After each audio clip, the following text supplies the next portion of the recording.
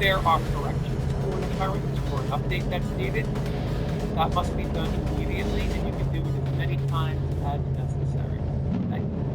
So we follow the same ORS reporting as we do all year long. CPO, the user organization incident reporting form is not, hasn't been revised, it's been available to you. Use that to also notify principal in writing. There's other ways to notify. You can talk to the PIC, email, phone call, text, leaving a voicemail is not safety. You'll notify the DYC folks at Jay's office through that email. So that's going to happen within 24 hours. PIC will make sure that you are and updates as necessary. If you've never seen the organization consider report, it's a free-form design requiring you to name and address, the other details will be very simple to gather. That is kept on file and for and the next step strictly via my PDF. Sometimes that happens some days after the incident. Sometimes days after the incident. Sometimes I might not see develop outside on the street. Time to come back in. So the degree of incident that you were exposed to might not have been a health or safety emergency. Possibly you dealt with, fight with kids. People know that over the weekend in the park, and all the other things. So things do develop. Always monitoring and ask questions. There might be some reflection. To summarize the guide we learned during the year with regards to action that can be taken, then a little bit. Okay? Don't forget that you look for our window of the doors. Calling it in, like hanging is needed, working this summer, as will your phone. PICs, your level of support is always there, it's the same. Don't ever hesitate to ask questions. Just like I'm asking you, final sign, friends, are there This question asks. No, I stopped sharing. Oh, okay. If a school is hosting multiple schools in one building or sharing classrooms, create boards report.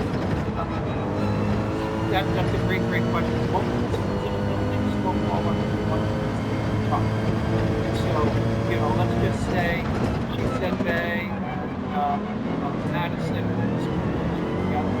Let's go to charge. Both of those schools have access to their DBS. So, if Mark and I are principals and something happens,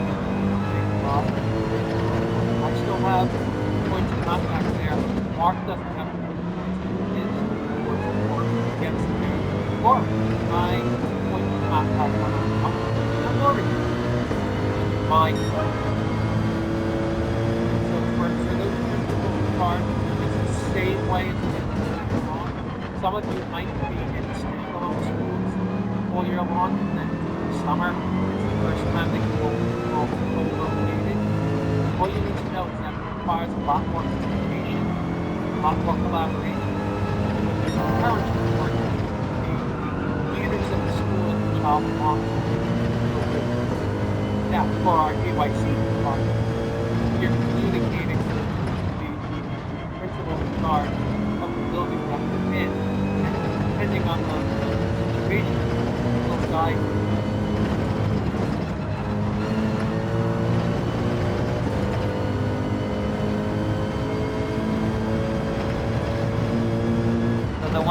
For the ones that have their hands raised, I don't know if you have to pick this up, but can you put your question in the chat?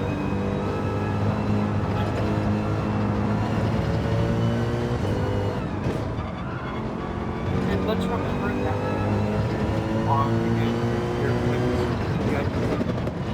you're going to have questions.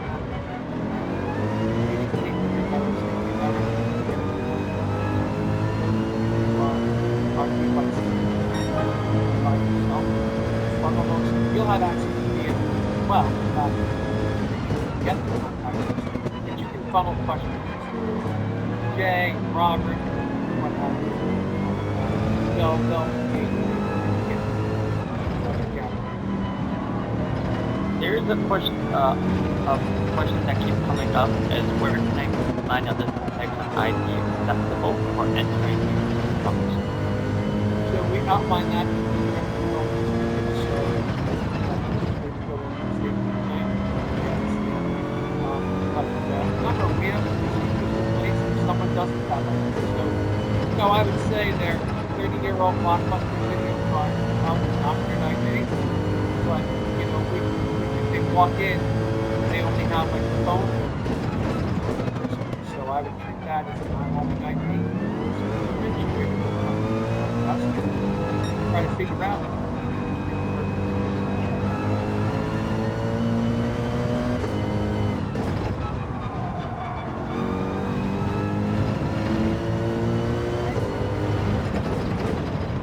For my DYC folks on the call, relevant chat, you can see a lot of the info uploads. I'm just saying that some of them are relatively not access them, but some people critical information, they're going to be working to get some of those pieces of information inside the ops guide. Some of the information that is extremely sensitive. Folks that have validated is actually looking at that document. Additionally, like I mentioned before, content PIC has all this information, we should have to listen to them. Definitely want to echo something that was answered in the Q&A regarding the keys, that if there's a situation where the charge is still denied access to those keys, it's escalated to the twice a day, but then it's definitely not a new policy. As long as I've been here, as long as I've attended Dr. J. Miley's meetings, and it's always been something that's come up. I'm very adamant that this repeating about that it's not really up for discussion. Why should have access to those keys days and emergency? What I will say, is that what we do have is that people are responsible for those keys. So are that responsible for those keys to have a copy of it, is put in place so that returns to become safe and they're not causing more problems with those keys being given out and probably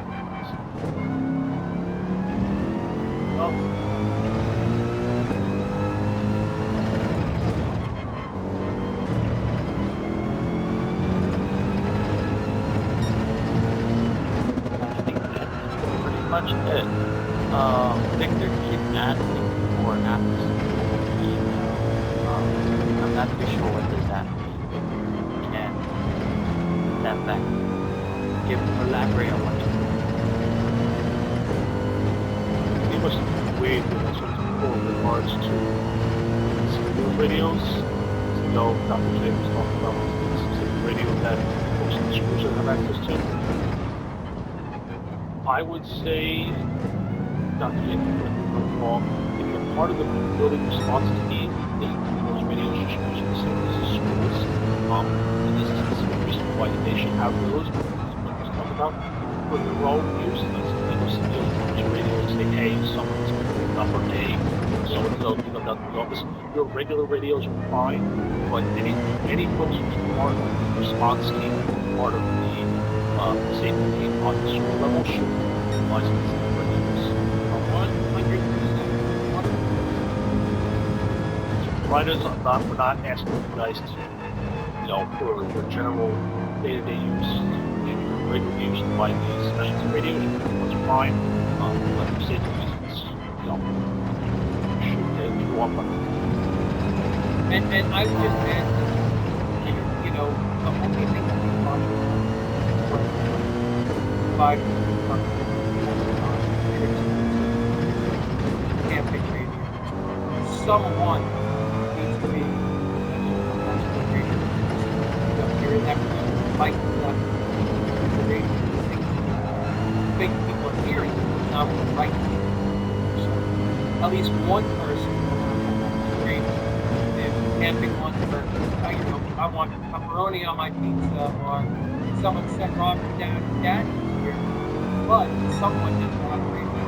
Robert says, I've got someone who's having a seizure, right? You need someone's radio to go over the school radio, the safety radio. So, and in buildings where there's academic programs, PICs are going to let them borrow that radio. If there's places where the bikes are on their own, but there is some safety issues there, then we need to work together to make sure that there is one radio accessible at a time. And the time to do that is before summer school starts, so that the principal of the school where the bikes program is posted, that they're kind enough to take one of their own radios. They can give that to the sergeant of safety. They can just say, CBO, or pick it up with the agent at the front desk at the beginning of the day, and then hand it in at the end of the day. In fact, Mark and Tracy, that's what they're doing for the cafeteria. They're going to borrow a radio, and they can go out and find out.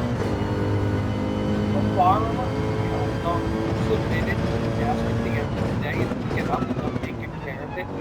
It's what we've been doing for a while. It has worked out. If it's not working out somewhere, get it again from the first thing you're going to do. Those things shouldn't be the kind of things that get us in trouble. Those should be the things that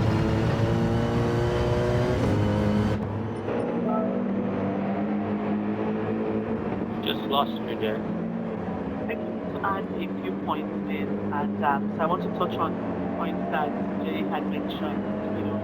He brought up cafeteria.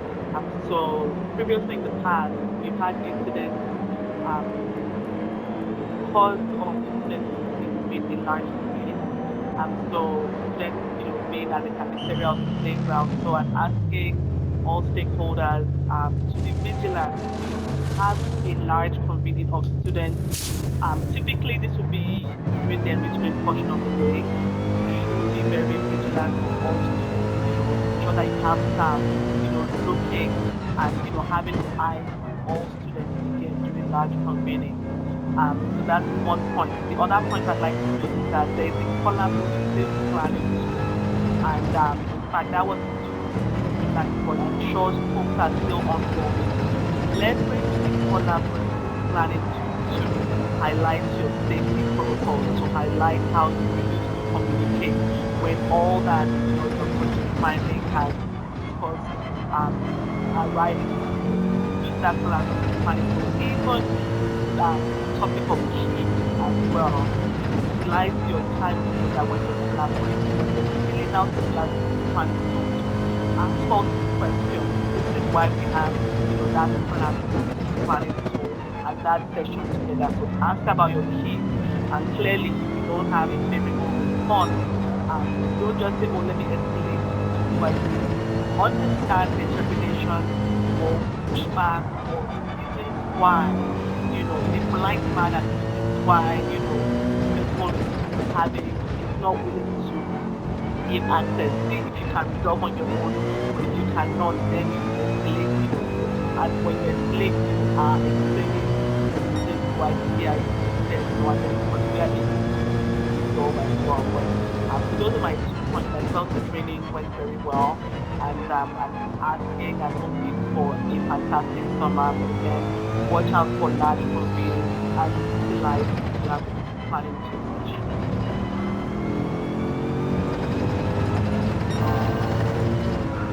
So if Dr. J, do you have any last final words?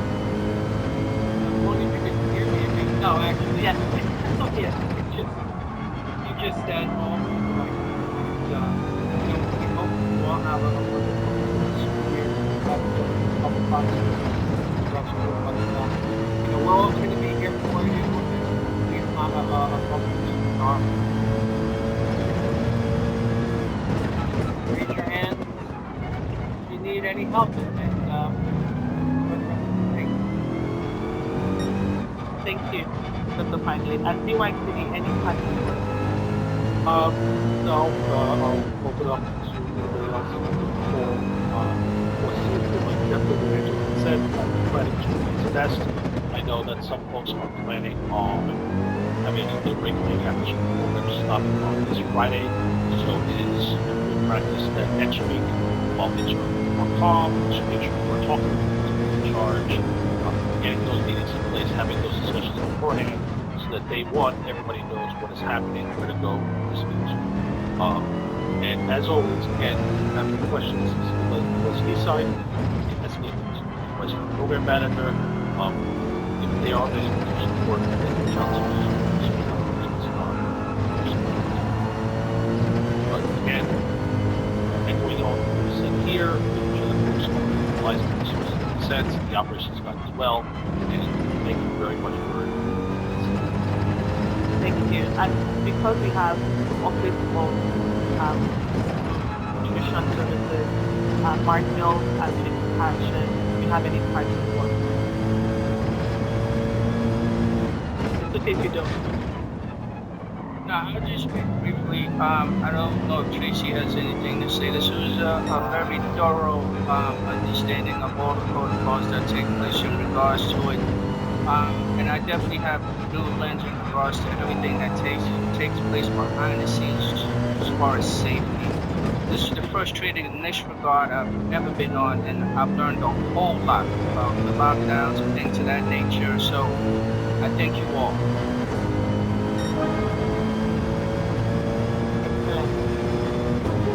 All right. And Mr. Jago, fantastic lead who brought us all together to ensure we had a successful training session. Please share parting words. Thank you, Angela. I wish everyone have a great summer, a safe summer.